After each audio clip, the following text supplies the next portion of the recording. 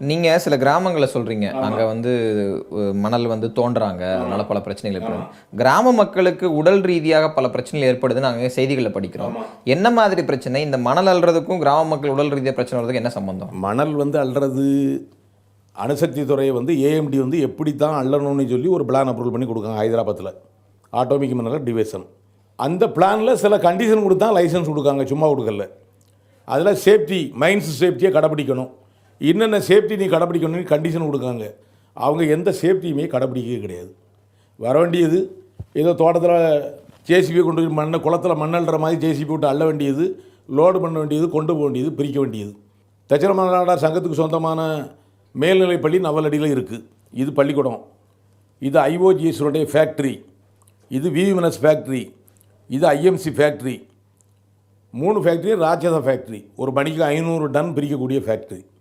மண்ணை பிரிக்காங்க, தூசு வருது. மாசு கட்டுப்பாடு வாரியம் அனுமதி வச்சுருக்கேன்ம்மா, அதில் என்ன கண்டிஷன் கொடுத்துக்கு நீ அந்த கண்டிஷன் அமல்படுத்தணும்ல. தூசி போகுது. பள்ளிக்கூடத்து பிள்ளைகள் 7 வயசு பிள்ளை வந்து நுரையீரல் பாதிக்கப்பட்டு ஆஸ்பத்திரியில் அட்மிட் ஆகுது. அதே நேரத்தில் இந்த அணுக்கதிர் வீச்சால் அந்த ஏரியா கிராம மக்கள் எல்லாம் ஒரு காலமும் இல்லாத கேன்சர் இப்போது. அதே மாதிரி தண்ணியெல்லாம் நிலத்தடி நீர் உப்பு தண்ணியானனால கிட்னி ஃபெயிலியர்.